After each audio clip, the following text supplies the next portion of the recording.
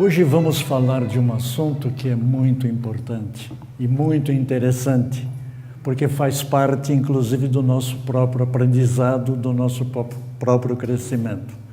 Eu digo isso porque quando se usa um título dizendo valorizar a vida, dá a impressão que nós estamos chovendo no molhado. Ou seja, será que nós valorizamos a vida? Já começo fazendo uma pergunta que vocês poderiam até achar absurdo. Vocês que estão aqui presentes, estão de fato aqui presentes? Alguém pode pensar assim, será que há alguma dúvida quanto à minha presença aqui? Será que ele está me vendo? Será que os outros estão me vendo? Então, olhando sobre esse aspecto, a gente entende que muitas vezes, por outras necessidades, nós acabamos estando num lugar, porém, o pensamento está distante. Então, quando se fala da presença física e da presença e a concentração na atividade, nós estamos realmente dando valor ao nosso estágio, à nossa permanência aqui. Por isso, não é nenhum absurdo, apenas para destacar a importância que existe realmente de estar presente e prestar atenção. Aliás, qualquer atividade que nós fizermos, o que vamos fazer, temos que prestar atenção, principalmente quando alguma atividade envolve o risco de acidente. E isso aí é um trabalho que todo mundo aí já está bastante preparado. Mas valorizar a vida. Vamos ter por base a doutrina espírita. E se nós olharmos a doutrina espírita como o alicerce que dá sustentação para o nosso aprendizado, vamos recordar aquilo que os espíritos disseram a Allan Kardec, que nós somos espíritos e os espíritos são os seres inteligentes da criação, e eles vão mais longe, que povoam o universo fora do mundo material. Se nós prestarmos atenção nessa resposta dos espíritos para Allan Kardec, na elaboração da doutrina espírita, eu posso retroceder na questão 27 do Livro dos Espíritos, quando ele pergunta sobre a criação, que será objeto, inclusive, de uma apresentação bastante preliminar, apenas para colocar todo mundo naquilo que se chama a questão 27 do Livro dos Espíritos. Então, nós podemos realmente imaginar que, como seres inteligentes da criação, nós podemos fazer todas as transformações e todas as mudanças que nós precisamos. E quando eu falo em mudança, eu costumo me lembrar do problema psicológico do ser humano. Nós temos uma dificuldade muito grande em aceitar mudanças. Nós não queremos mexer na forma como nós nos conduzimos, como nós nos comportamos, como nós trabalhamos, porque achamos que não precisa modificar, não precisa alterar. E o lado filosófico da doutrina espírita é interessante, porque ela nos convida a fazer uma reflexão da necessidade das mudanças e das transformações, que, aliás, na Gênese, Kardec aborda o chamado período de transição. E nós, por uma questão psíquica, não queremos sair da zona de conforto. Eu sempre fiz dessa maneira e estou satisfeito. É errado pensar desta forma. O próprio dinamismo da vida nos obriga a constantes mudanças. E eu vou até mais longe fazer uma afirmação. Não existe nada tão bem feito que não possa ser melhorado. Mas para fazer isso, é preciso mudança. Mas nós temos dificuldade. Portanto, por extensão dessa linha de raciocínio, eu diria que o ser humano tem uma grande dificuldade de se adaptar às novas necessidades de mudança e de transformação. Por quê? Pelo simples fato de ter medo. Nós temos o medo do desconhecido. Um dos grandes medos que nós temos é o medo da morte. Sabemos que todos nós morreremos um dia, mas temos medo da morte.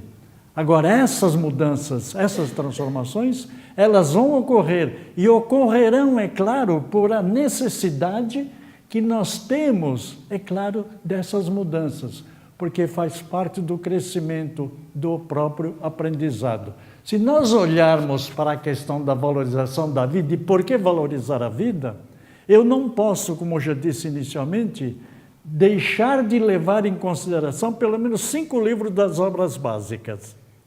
Se nós fizermos uma leitura atenta dessas obras, incluindo o que é o Espiritismo, incluindo obras póstumas, os 12 volumes da revista Espírita, eu vou perceber nitidamente as mudanças. Já começa pelo próprio livro dos Espíritos, porque esse livro, publicado no dia 18 de abril de 1857, na sua primeira edição, ele saiu com 501 perguntas. Em 3 anos seguintes, em 1860, mais precisamente em março, Kardec relança a segunda edição com 1018 ou 1019 perguntas.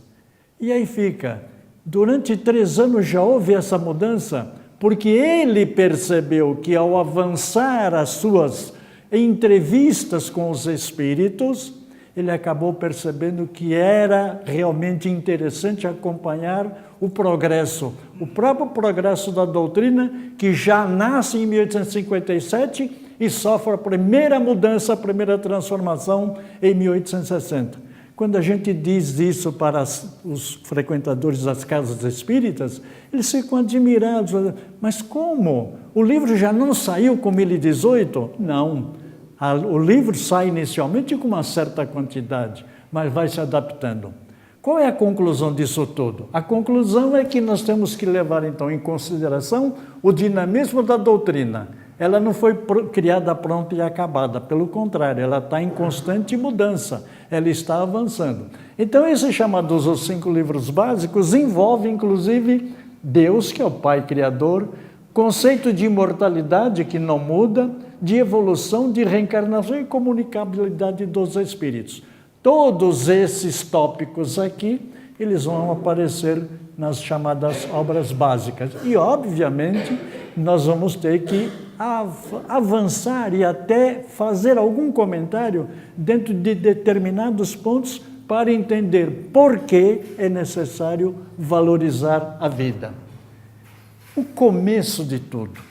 Nós não temos uma ideia, que aliás só podemos conceber pelo pensamento, como foi o fenômeno da criação. Embora livros sagrados falam como foi criado, embora a doutrina espírita nos traz os ensinamentos para entender o fenômeno da criação, nós ainda temos uma dificuldade de compreensão. Apenas pelo pensamento somos capazes de fazer esta avaliação. Portanto, a criação, o universo, o homem. E eu olho isso daí e pergunto, quem criou? Obviamente, todo mundo aqui já sabe. Mas se nós pegarmos qualquer uma outra criatura não preparada para o aspecto filosófico da doutrina, ele não conseguirá entender. E tanto é verdade que o homem, nas eras primitivas, acreditava na existência de vários deuses, uma para cada atividade. O deus do trovão, o deus da chuva, o deus dos rios, Deus das matas, e vai por aí afora. Então, vemos realmente que é necessário entender, eu volto a afirmar, na questão 27 do Livro dos Espíritos, quando os benfeitores espirituais informam da criação dos 2 elementos que constituem o universo, o elemento material e o elemento espiritual. Eu falei da questão 76 no início, afirmando que os espíritos são os seres inteligentes da criação.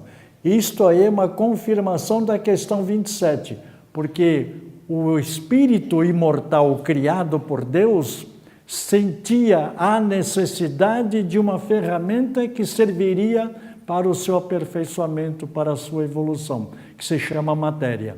Ora, se o espírito é imortal, eu deduzo que a matéria ela vai permanecer e vai existir sempre, embora não seja imortal porque não tenha vida, porque a matéria é necessária para a evolução do espírito. Então isso é o que nós chamamos de trindade universal, espírito, matéria e o próprio nosso corpo físico, que é o instrumento que o espírito de cada um de nós está utilizando nessa encarnação. E numa forma mais desdobrada, para poder entender realmente o que é o elemento material, o que é o elemento espiritual, eu coloco aqui Deus, elemento espiritual e elemento material, que forma a trindade universal. E vou desdobrar o elemento material dessa forma para poder entender um princípio inteligente, questão 23 do Livro dos Espíritos, para compreender o Espírito, questão 76, os seres inteligentes da criação. Sem a matéria, o Espírito não consegue colocar em prática aquilo que ele desenvolve na erraticidade. Então veja aqui, o chamado elemento material que Kardec coloca como fluido cósmico universal dá origem à matéria, que dá origem aos seres vivos. E os seres vivos, compreendendo vegetais, animais e ser humano, através do fluido vital, demonstra que eles têm o quê? Vida. Esse aqui não tem vida, isso aqui é matéria inerte. Mas tudo isto que nós estamos vendo aqui tem a sua origem no fluido universal, dito por Kardec lá na doutrina espírita, que faz parte do chamado elemento material. E aí eu fico imaginando o princípio inteligente, na sua fase inicial, ele vai animar corpos de animais. Esses animaizinhos domésticos que nós temos hoje, o gato, o cachorro, os pássaros, todos eles são dotados de um princípio espiritual em evolução, que é a origem, e que tem a sua origem no chamado elemento espiritual. E o que é interessante, que depois de um certo tempo, o princípio inteligente transitando pelos animais, seria a fase de animalidade, ele vai para a constituição do espírito ser inteligente da criação, que vai, por sua vez, habitar um corpo de ser humano.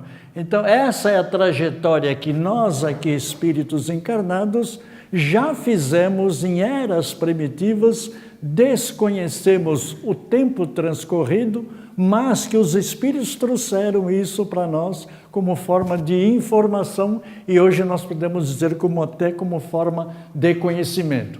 Eu chamo isso de 4 reinos, embora nós sabemos que existem os 3 reinos, apenas para citá-lo, que é o mineral, o vegetal e o animal, e a biologia, a própria ciência hoje diz que o reino animal é subdividido naquele que é racional e irracional. Ironicamente, nós percebemos que muitas vezes algumas criaturas se comportam como se fossem irracionais, não racionais. E nós percebemos determinadas atitudes de seres irracionais que são mais racionais do que muitas criaturas. Veja, por exemplo, podemos maltratar um animal, qualquer animal? Não podemos e não devemos, porque demonstra realmente uma falta de valorização daquele ser que está ainda no estágio inicial, ou seja, no estágio da animalidade. Aqui aparece mais ou menos, só para se ter uma ideia de uma figura mais simples, né? Quais são chamados esses reinos. E aí nós entramos numa questão importantíssima, conforme eu falei no início. O dom da vida. Por que recebemos o dom da vida? Será que Deus resolveu criar, vamos dizer assim, o espírito imortal e o próprio universo por um simples capricho? Ou será que Ele percebeu que isso aí poderia possibilitar realmente a evolução espiritual e que mais tarde esses espíritos, em estágios muito mais adiantados, trabalhariam e funcionariam como se fossem co-criadores ou colaboradores no fenômeno da criação. E se nós vamos olhar sobre esse aspecto, eu fico então imaginando valores.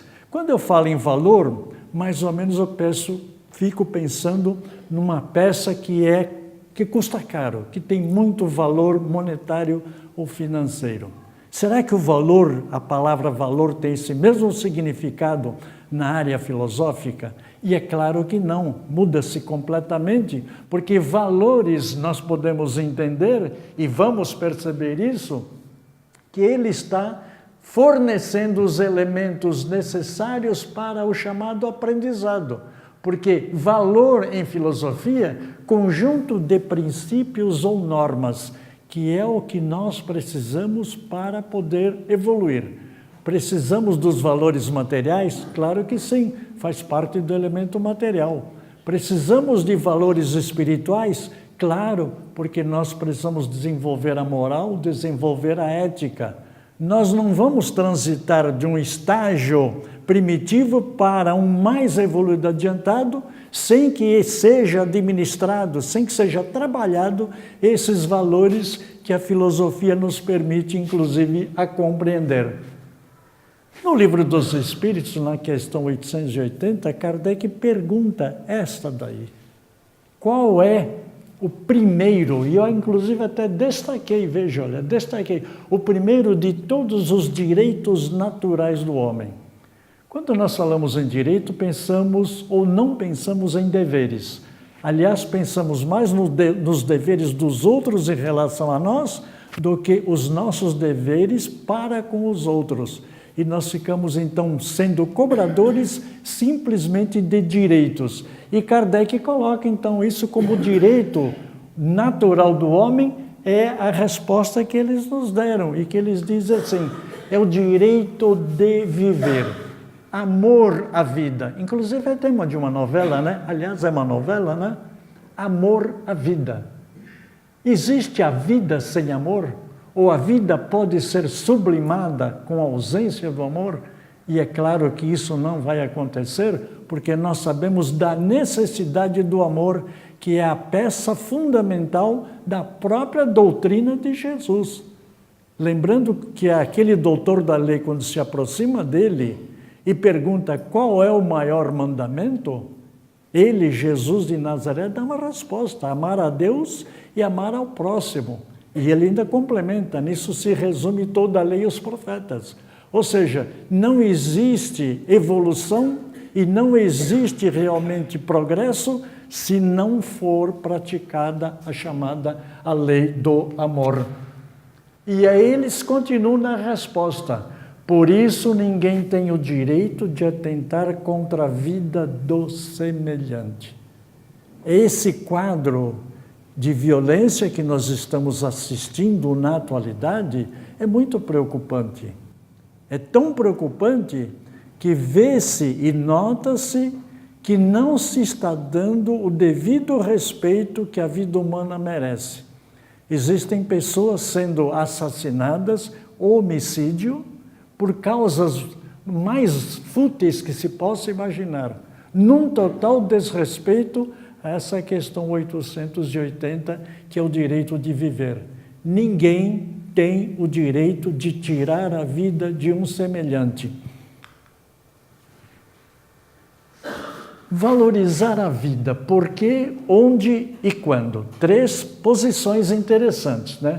O porquê, já foi dito, a necessidade da evolução do próprio aprendizado. Onde? Será que nós temos um lugar determinado? É na casa confortável ou no mísero barraco que pode ser? Ou será que nós já escolhemos lá na espiritualidade onde nós vamos encarnar, visto que dotados de livre-arbítrio, podemos escolher, inclusive até a prova pelo qual nós teremos que passar, a prova da riqueza e a prova da pobreza. E na questão quando envolve tempo, sem dúvida nenhuma.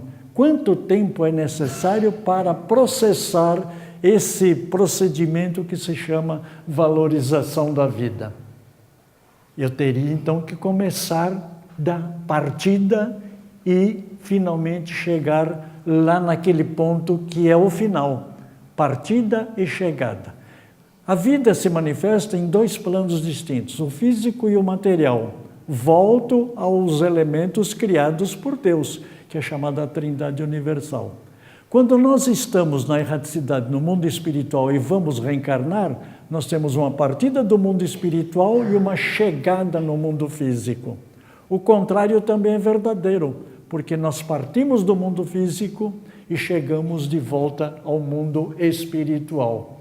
E aí vamos nos lembrar então que na verdade, a vida não começa no berço e também não termina no túmulo. E no dolmen, que é o túmulo de Allan Kardec, lá no cemitério Père Lachaise, tem uma inscrição que lá diz o seguinte: nascer, morrer, renascer ainda e progredir sempre. Tal é a lei. Esta é a afirmação do processo reencarnatório, que na verdade não é nenhuma lei criada pelos homens, não é questão de crença, é uma lei natural, é uma lei criada por Deus, portanto, lei divina. Quer você acredite ou não na reencarnação, você vai reencarnar. Não importa qual seja a religião ou a filosofia que você segue, você é um espírito encarnado que está fadado a reencarnar quantas vezes forem necessárias, até para poder valorizar a vida. Qual é o nosso projeto de vida nesse planeta? Quando nós lemos as obras de André Luiz, nós percebemos realmente lá a afirmação dele, onde diz que existe um planejamento reencarnatório. Ninguém reencarna por acaso, ou simplesmente lá alguém vai dizer, olha, você vai encarnar no Brasil, você no Japão, você numa casa de rico, você numa casa de pobre. Nada disso. Tudo é realmente planejado. Pode-se até afirmar, não existe bagunça no mundo espiritual, porque tudo lá funciona perfeitamente, porque é coordenado, porque é trabalhado por espíritos que estão no estágio muito mais adiantado e que nós nem somos capazes de calcular, porque são eles que vão determinar as condições e as nossas necessidades reencarnatórias. Eu até diria que se nós pedirmos uma prova que está além da nossa capacidade, um benfeitor espiritual vai chegar a cada um de nós e dizer, olha, você não é capaz de superar essas dificuldades que você vai enfrentar na prova que está solicitando. Por que não começar dos estágios menores ou inferiores e vai subindo gradativamente? E isso acontece realmente, inclusive na nossa própria vida. Na valorização da vida, nós começamos o nosso período escolar aonde? Na universidade ou no curso básico? E é claro que aquilo vale para a infância, vale para a adolescência, vale para a juventude e vale para a maturidade. Então, são os vários degraus que nós estamos necessitando.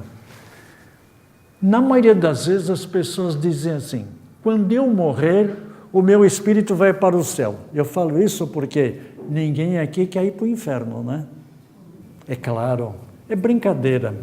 Aliás, os espíritas não acreditam naquele céu que nós recebemos como informação. Mas entendemos que não devemos dizer quando eu morrer. Espírito que sou, quando desencarnar, é o que explica esta frase.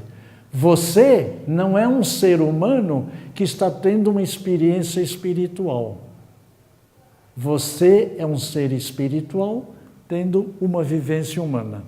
Eu diria até que tem várias vivências humanas e terão quantas forem necessárias para evoluir esse ser espiritual que está habitando cada corpo de nós encarnados aqui neste momento.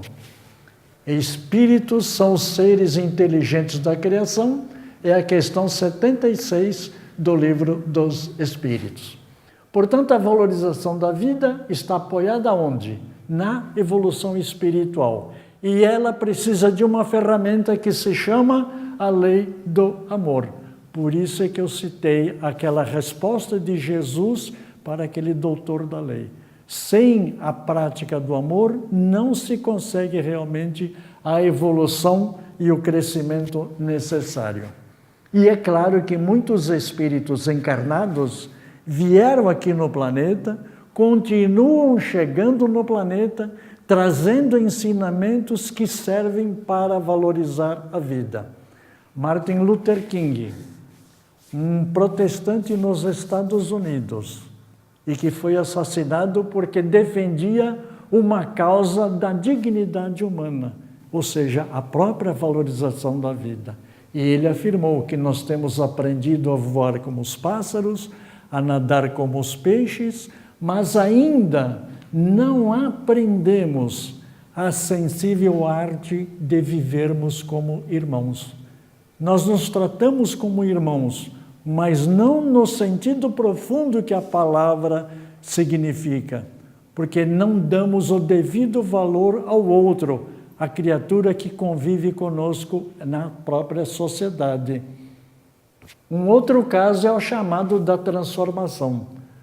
Algumas pessoas se transformam quando veem a luz, outras se transformam quando sentem calor. Eu diria mais ou menos assim: quando está tudo muito bom, é fácil aceitar a transformação. Quando a coisa não está bem, é muito difícil aceitá-la. Por quê? Porque tira-nos da zona de conforto. Nós queremos facilidades, não queremos encontrar dificuldades. Mas são as dificuldades que nos colocam em condição e oportunidade de aprendizado e de crescimento. Ora, se foi dada a oportunidade de ter dificuldade, vamos trabalhá-la para que ela possa ter alguma utilidade. Porque enfrentar dificuldade, enfrentar sofrimento, enfrentar as dores e não tirar nenhum proveito destes acontecimentos é realmente uma falta de compreensão e até da própria valorização da vida. E quem é que deu uma demonstração claríssima a respeito de que a transformação pode acontecer através da luz? O exemplo clássico que nós temos é aquele de Paulo de Tarso. O Saulo de Tarso, que converteu-se ao cristianismo, e é claro, ele acabou então sendo aquele exemplo que mostrou que na sua ida lá a Damasco para perseguir e, é claro, para matar Estevão, ele, sem dúvida nenhuma, teve a presença de Jesus. A luz de Jesus, naquele momento, ilumina o espírito de Paulo. E ele, como num despertar de consciência, ele cai em si e faz uma pergunta: o que queres que eu faça? A consequência disso nós sabemos que foi realmente a divulgação do cristianismo através de Paulo. Olha só o Emmanuel com o saudoso Chico, a matemática do Emmanuel. E essa matemática é interessante porque serve para valorizar a vida. Somar, diminuir, multiplicar e dividir. Quando nós somamos alegrias, nós dividimos felicidade. Quando nós diminuímos os males, nós multiplicamos esperanças. Então é interessante observar que nós sempre podemos, nas ações mais rotineiras do dia a dia, fazer um trabalho que sirva para valorizar a vida. E o Emmanuel até acrescenta, para que na terra se realize o esperado reino de Deus. Eu costumo afirmar, viver bem é simples. E de fato é muito simples, né? Só pelo fato já de estarmos vivos, significa que nós estamos bem. Mas como seres complicados, o que é que nós fazemos? Nós complicamos. E aí nós nos lembramos do Dalai Lama. O Dalai Lama diz assim: se você quer transformar, e eu colocaria até reformar o mundo, mexa primeiro em seu interior. Nós temos muita facilidade em querer mudar o outro, transformar o outro. Aliás, existem pessoas que na fase de namoro pensa consigo: quando nós casarmos, eu mudo ele. E ele pensa a mesma coisa dela. E aí eles casam. E depois eles descasam. Porque, é claro, ninguém muda o outro. Você não muda a sua esposa. Você pode, inclusive, até levar muitas flores para ela todos os dias. Ela vai ficar agradecida pelas flores recebidas, pelo carinho, pelo amor demonstrado. Mas as ideias que ela tem, você não muda. Ela é um ser exclusivo. Todos nós somos seres individuais. Não existem dois espíritos iguais. E por esse fato nós não podemos transformar o outro. Eu me transformo. O outro eu não consigo transformar. O pai não transforma o filho e o filho muito menos o pai. Embora em alguns casos espíritos de filhos são muito mais experientes do que espíritos de pais. Dinheiro, o que compra?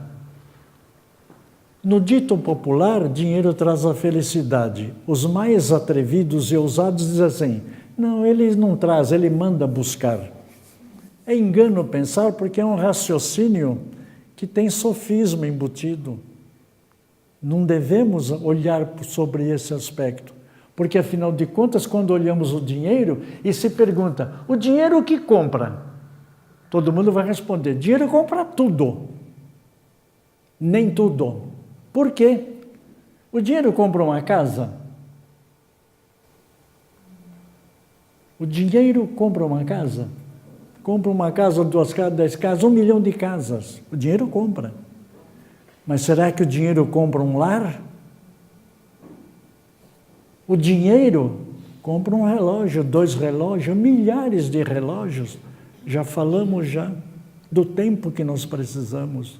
O dinheiro compra o relógio, mas o dinheiro não compra o tempo. Cama.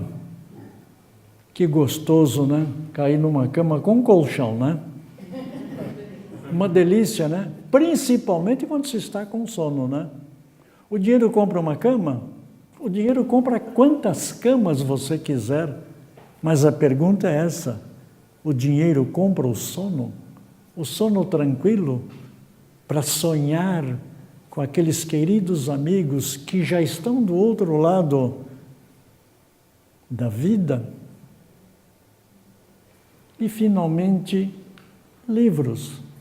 O dinheiro compra todos os livros do mundo, mas o dinheiro não compra o conhecimento. O que nos leva a esta reflexão, os nossos bens não são nossos. Já prestaram atenção que nós falamos assim? A minha casa, o meu carro, o meu computador e vai por aí afora.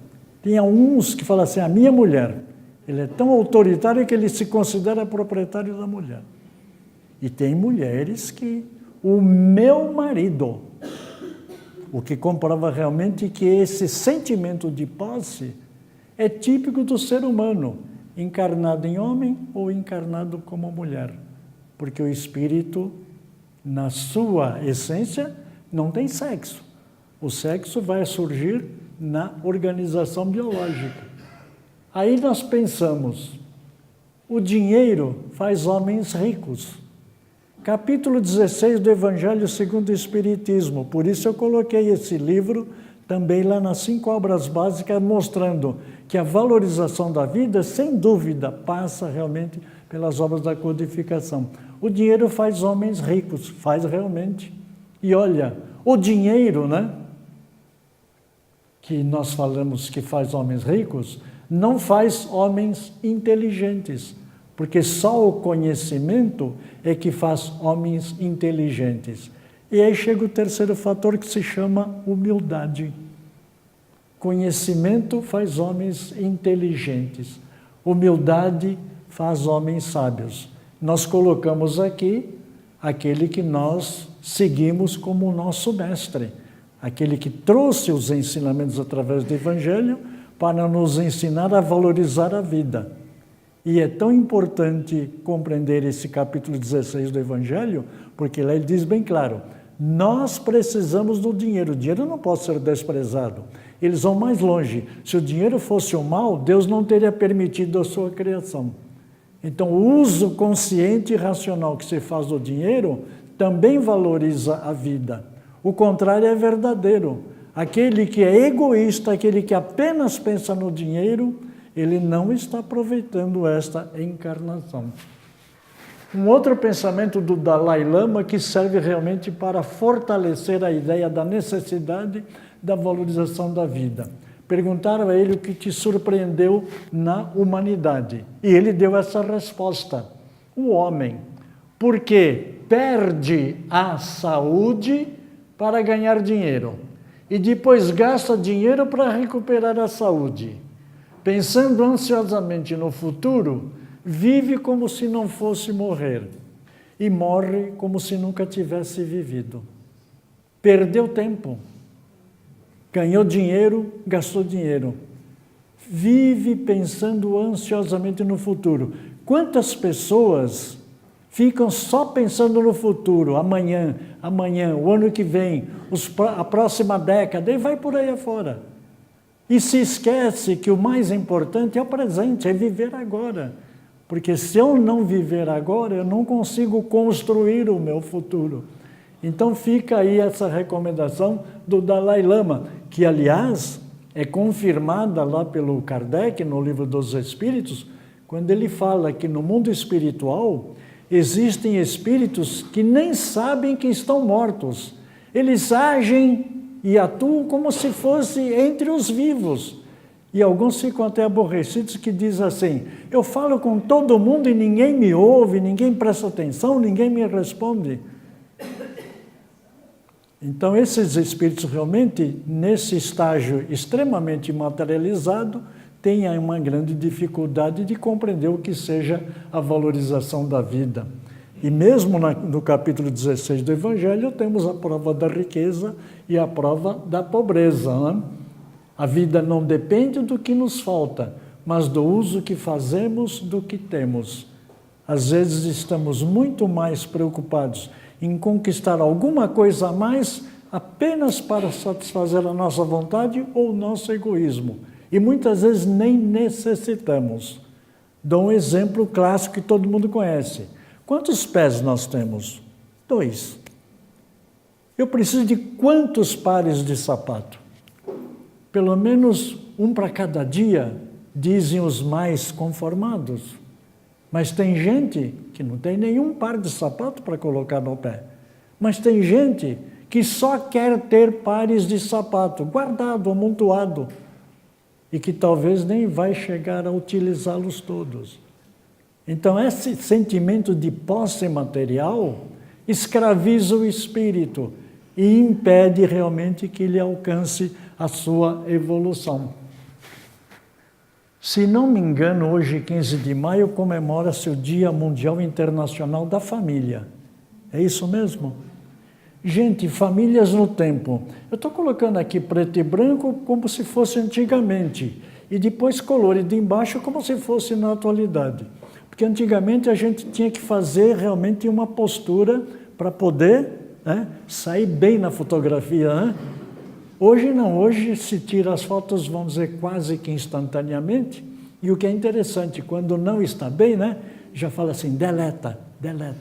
Porque se for para o Facebook uma foto que você não gostou, o que é que vai dizer a minha amiga, justamente aquela que não gosta de mim, mas eu chamo ela de amiga, ou os outros amigos que não gostam de mim? A nossa preocupação está aí. Agora, levando em conta a importância da família, entenda que a família é importante até para a própria evolução do espírito, necessidade reencarnatória. E mais do que isso, a produção de novas situações que venham a fortalecer as transformações que a sociedade precisa, que começa na família. E fora da família, nós não conseguimos essa reestruturação, porque é onde o amor familiar faz com que realmente todos cresçam. E nós sabemos disso porque perfeitamente compreensível é dizer assim, olha, o casamento, que é a base para se constituir a família, isso era antigamente, e geralmente o bebê ia nascer 9 meses depois do casamento. Hoje mudou-se completamente. Às vezes alguns já vão assistir o casamento dos pais. Então vale um raciocínio aqui. O casamento tem a sua importância, mas a sua importância não é somente na geração de filhos, mas que os filhos gerem adultos responsáveis. E aí pode ser dentro e fora do casamento. Ou seja, aquele espírito que veio para ajudar a transformar o mundo. Mas onde vai haver uma estruturação mais sólida, mais preparada para ajudar a transformar o mundo? Dentro das chamadas as famílias estruturadas. Não importa se no passado, não importa se no presente. Portanto, valorizar a vida é vivenciar o amor. Nós podemos vivenciar o amor. Esse cidadão deve estar preocupado, né?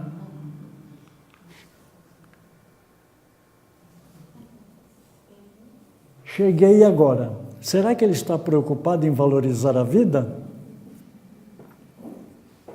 Os espíritos responderam que a necessidade que o espírito reencarnante tem do período da infância é necessário para a adaptação da sua reencarnação. Até os 7 anos, ele precisa desse período. É o período de adaptação.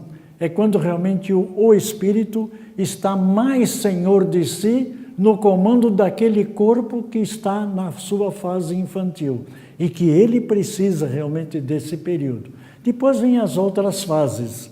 E eu me lembro do Herculano Pires, no livro Mediunidade, Vida e Comunicação, quando ele fala dos ciclos da mediunidade. Nesse período aqui, ele está realmente, o espírito já está encarnado aqui, nesse corpo físico. Mas ele ainda precisa de um período para consolidar a reencarnação. Por isso é que as criaturas na faixa até os 7 anos têm uma facilidade muito grande de ver e de entrar em contato com os espíritos.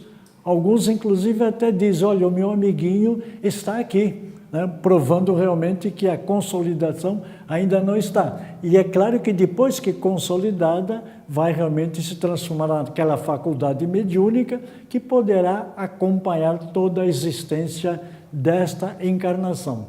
Mas o mais interessante lá é o chamado 4º período, ou 4º ciclo, onde ele diz que é o da velhice. Por quê? Porque nessa fase, com o desgaste do corpo físico, vai se enfraquecendo essa ligação do espírito com o corpo. O perispírito só se desliga totalmente do corpo quando ocorre a desencarnação. A morte é a cessação da ação do fluido vital. Mas o que acontece? Estando mais ou menos relaxados esses laços que prendem o espírito a um corpo idoso, esse idoso tem uma facilidade, como espírito, também a entrar em contato com outros espíritos. O Herculano diz que é o chamado o ciclo da futura desencarnação. Eu não estou nessa fase não, viu? Valorizar a vida é viver para que ninguém morra de fome. É justo morrer de fome num lugar onde exista abundância de alimento? Que, aliás, é o que nós vemos hoje, né? Aliás, falei isso aqui na palestra Moral e Ética, né? A agricultura mecanizada hoje está produzindo cada vez mais alimento. E, contrariamente a isso, nós estamos vendo aí bolsões de pobreza em vários continentes, principalmente o continente africano, né? É uma foto realmente triste e lamentável, né? E nos lembra da questão 930 do Livro dos Espíritos, quando os benfeitores responderam a Kardec: numa sociedade regida pelas leis do Cristo, ninguém deve morrer de fome. E realmente não pode morrer de fome se a sociedade é justa. Ou então essa sociedade, com esse comportamento, não está valorizando a vida. E nós vemos isso aqui como uma prática do egoísmo, que é lá na questão 913, onde ele diz que os espíritos disseram a Kardec que o vício mais radical é o egoísmo, porque o ego pensa somente em si mesmo, ele não é capaz de pensar no outro. Então, o egoísmo social o egoísmo econômico, o egoísmo, inclusive, das várias sociedades, das várias nações existentes no planeta, não estão permitindo essa valorização da vida. 3 coisas na vida, quando executadas, não voltam atrás. Eu citei apenas 3, olha, para olhar e para entender. Pensamento emitido, palavra pronunciada e ato equivocado. Pensamento, palavra e ato. Veja, por exemplo, a palavra pronunciada. Você está no trânsito, alguém te fecha e você instantaneamente xinga. Isso é normal? Isso é normal, comportamento de uma pessoa em desequilíbrio.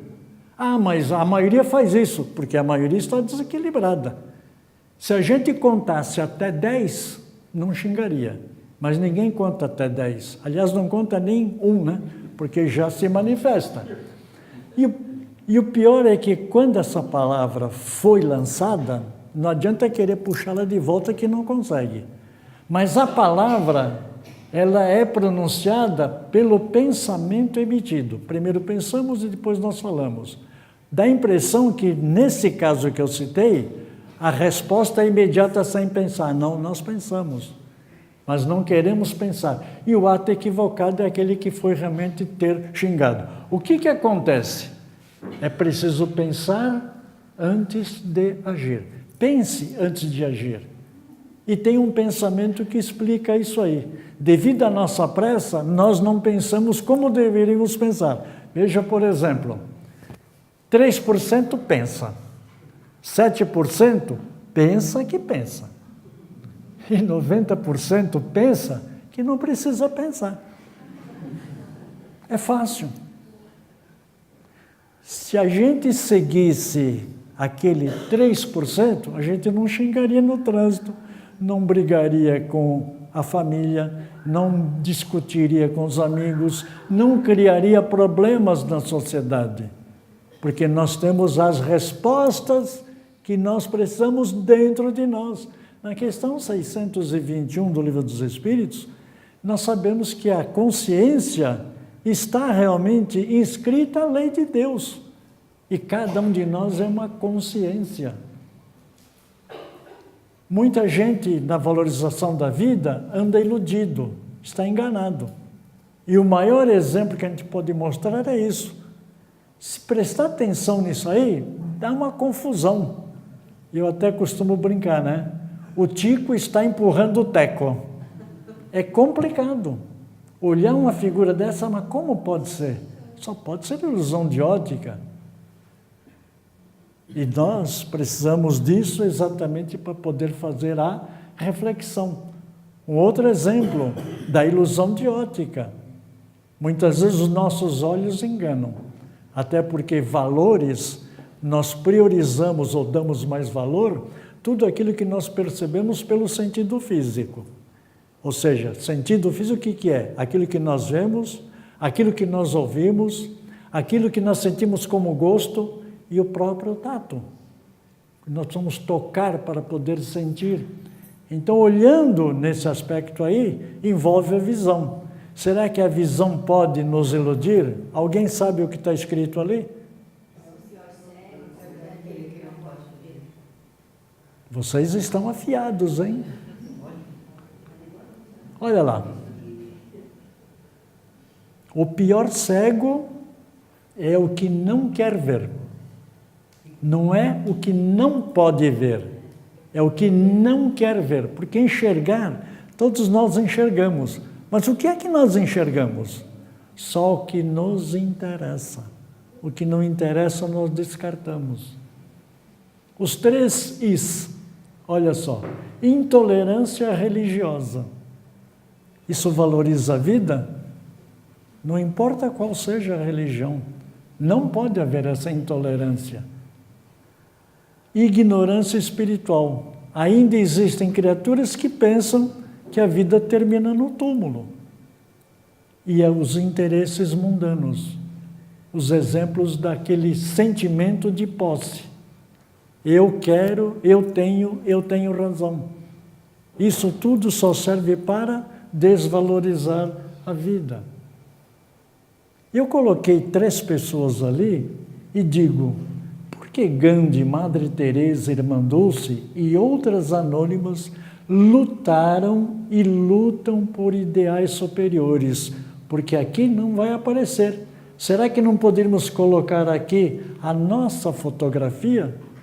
Porque eles realmente, preocupando-se com o outro, o exercício da chamada caridade, eles valorizaram a sua vida e valorizaram a vida até como exemplo. Agora existe o problema da desvalorização da vida, que algumas já foram citadas no transcorrer da exposição. Qual é a situação da alma do espírito encarnado? Eu, espírito encarnado que sou, o que é que eu não devo fazer para não desvalorizar a vida? Aborto, eutanásia, suicídio, pena de morte. Existem mais itens para se colocar? Existem vários. Mas ficando apenas neste aqui, porque eles estão intimamente ligados à questão 880, que é o direito à vida, nós já podemos dizer que a desvalorização da vida acontece todas as vezes que uma ação desta é praticada. Porque nós devemos realmente valorizar a vida, mas respeitando o primeiro direito natural de qualquer criatura, que é o de viver. Não deixe que a tristeza do passado e o medo do futuro destrua a alegria do presente. Lembram da mensagem que eu mostrei aqui do Dalai Lama a respeito do homem? Repetindo, né? Ele perde a saúde para ganhar dinheiro, gasta dinheiro para recuperar a saúde, vive só pensando no futuro, vive como se não fosse morrer e morre como se nunca tivesse vivido. Nós colocamos aqui essa figura aqui para mostrar que ela tem a sensação de vida do presente. Ela ainda não está preocupada com o futuro. É claro que temos que, por uma questão de previdência, pensar no futuro. Mas priorizar o futuro como o mais importante de tudo e sofrer com a questão do passado não valoriza a vida, não é importante. Portanto, isso aí nós temos que trazer a ponto de refletir a importância de compreender. O passado faz parte da história, o futuro vai acontecer, mas o presente é o aqui e o agora. E eu vou começar a valorizar esse presente, melhor, valorizar esse futuro, a partir deste presente que eu estou trabalhando isso. Eu vou mostrar daqui a pouco um pensamento do Chico Xavier a respeito disso.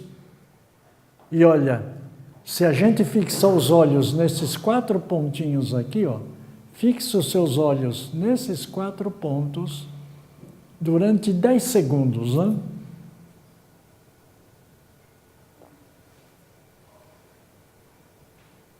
Agora desvie o seu olhar para cá, ou para o teto, onde vocês quiserem.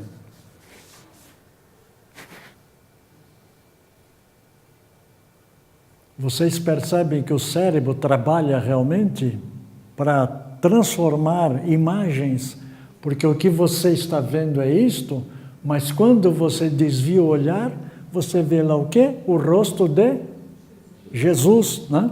Você vê aparece na questão 625 do Livro dos Espíritos, né? Qual é o exemplo que Deus forneceu ao homem para servir de guia e modelo? E os Espíritos responderam, Jesus de Nazaré.